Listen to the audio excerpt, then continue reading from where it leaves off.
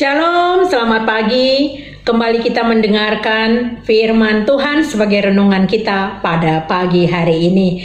Sebelumnya mari kita berdoa. Bapa di surga, penuh kasih karunia, kami adalah orang-orang yang lemah. Dengan kerendahan hati kami datang ke hadapan-Mu, memohon pertolongan Tuhan. Kiranya firman Tuhan hari ini dapat menguatkan kami melakukan aktivitas kami. Berilah kepada kami hati yang penuh sukacita dan senantiasa bersyukur untuk setiap pemberian Tuhan yang kami terima. Kiranya Roh Kudus menolong kami. Amin. Firman Tuhan sebagai renungan kita pada pagi hari ini diambil dari kitab Ratapan 3 ayat 41. Marilah kita mengangkat hati dan tangan kita kepada Allah di sorga. Demikian firman Tuhan. Firman Tuhan hari ini sangat singkat namun maknanya sangat luar biasa. Mari kita dengarkan penjelasannya. Saudaraku, selama ini kita sangat yakin bahwa Allah itu adalah Allah yang kasih dan sangat mengasihi manusia. Namun kita lupa bahwa Allah yang kasih adalah juga Allah yang adil yang dapat menghukum manusia ketika manusia itu tidak taat lagi kepada Tuhan, melanggar perintahnya dan tegar tengkuk. Hal ini dialami oleh umat pilihan sendiri, pilihan Allah yakni bangsa Israel yang mengalami pembuangan ke Babel karena kekerasan hatinya dan ketidaktaatannya kepada Allah. Saudaraku, Allah memberkati bangsa Israel ketika bangsa Israel taat kepada Tuhan. Namun Allah menghukum juga bangsa Israel yang tidak taat kepada Tuhan. Tidak ada yang luput dari hukumannya, dari hukuman Allah. Saudaraku, kitab Ratapan ditulis oleh Yeremia sebagai ungkapan kepedihan hatinya yang mendalam atas kehancuran Yerusalem. Dia menangisi tembok-tembok kota yang runtuh, menangisi orang-orang yang dibuang ke Babel. Dia duduk sambil menangis dan meratapi Yerusalem, sebab sudah tidak ada lagi harapan. Yang ada hanyalah kepastian kebinasaan, sebab Allah sedang menghukum bangsa Israel. Roma 6 ayat 23a dikatakan sebab upah dosa adalah maut. Namun saudaraku, meskipun dimulai dengan ratapan Yeremia sambil memohon kepada Allah, di balik itu ada pengharapan untuk dipulihkan. Ada janji pemulihan bagi setiap orang yang berharap kepada Tuhan. Ratapan 3 ayat 26 adalah baik menanti dengan diam pertolongan Tuhan. Sebab Allah adalah kasih, itulah sebabnya Janji pemulihan disediakan bagi orang-orang yang senantiasa bertekun menanti-nantikan Tuhan.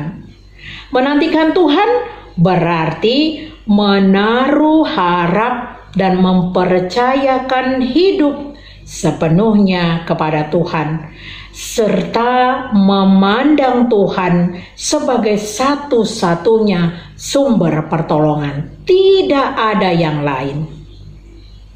Demikian juga dengan mengangkat hati dan tangan kita kepada Allah di sorga adalah juga bentuk rasa penyesalan kita kepada Tuhan, agar Tuhan bersedia memulihkan hubungannya dengan manusia dan mengampuni setiap manusia yang berdosa. Ratapan 3 ayat 57, sebab Tuhan dekat kepada orang yang memanggilnya.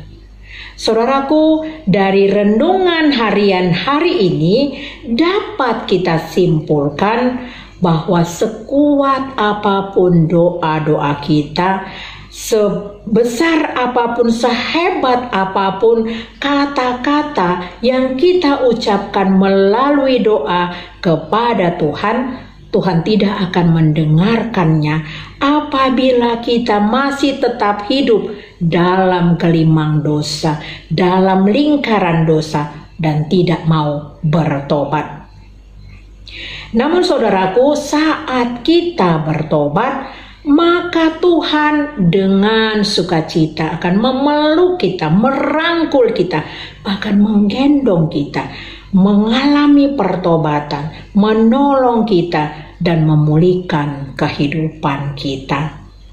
Lalu apa sajakah yang harus kita persiapkan atau kita lakukan untuk menuju kepada hidup yang berkenan kepada Tuhan? Yang pertama, kita harus bertobat. Kita harus mengaku dosa-dosa kita.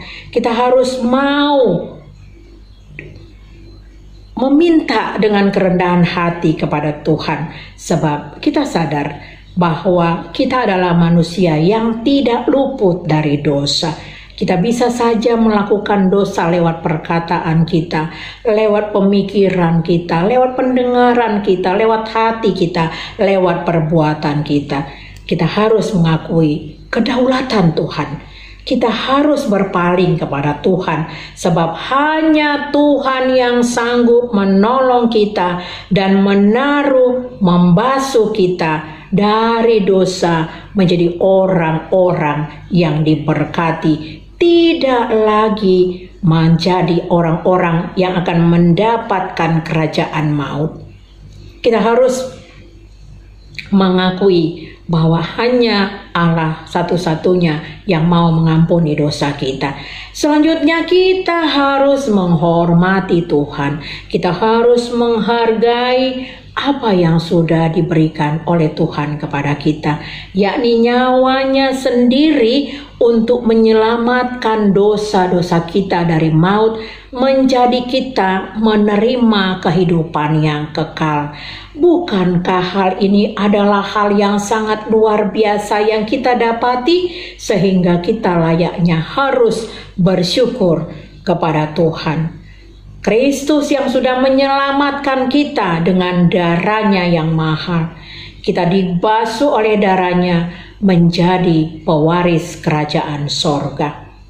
Lalu selanjutnya yang ketiga, kita harus selalu waspada, karena kuasa jahat tidak akan pernah berhenti untuk menggoda kita. Dia akan terus berusaha untuk menghancurkan kita, karena itu adalah misinya. Misinya berbanding terbalik dengan misi Tuhan. Bagaimana setiap ciptaannya menjadi orang-orang yang disucikan dan menjadi pewaris kerajaan Allah, sementara kuasa-kuasa dunia ingin menghancurkan semua ciptaan Tuhan. Bahkan orang-orang yang sudah bertobat sekalipun jangan lengah. Ketika kita lengah, maka iblis akan mencoba mengganggu, menggoda kita, sehingga kita lemah dan jatuh lagi ke dalam dosa. Oleh karena itu, mari kita minta Roh Kudus berkuasa atas hati kita dan di dalam kehidupan kita, agar kehidupan kita senantiasa bersyukur dan menempati hidup kita dengan senantiasa penuh dengan kemurahan Tuhan. Hanya dekat Allah saja kita tenang dan punya pengharapan. Amin. Terima kasih ya Bapa, firman Tuhan mengajarkan kepada kami bahwa kami harus tetap percaya bahwa Allah adalah kasih, tapi Allah juga adalah Allah yang adil yang akan menghukum setiap manusia yang berdosa. Berilah kepada kami pengampunan dan kami tidak akan mengulangi lagi dosa kami dan pertobatan kami menuju kepada kehidupan yang lebih baik lagi. Berkatilah seluruh umat dan jemaat-Mu, berkatilah seluruh pelayan-pelayan Tuhan, berkatilah bangsa negara kami, berkatilah pemerintah kami, presiden kami dan seluruh jajaran pemerintah untuk menjadi wakil memberikan kesejahteraan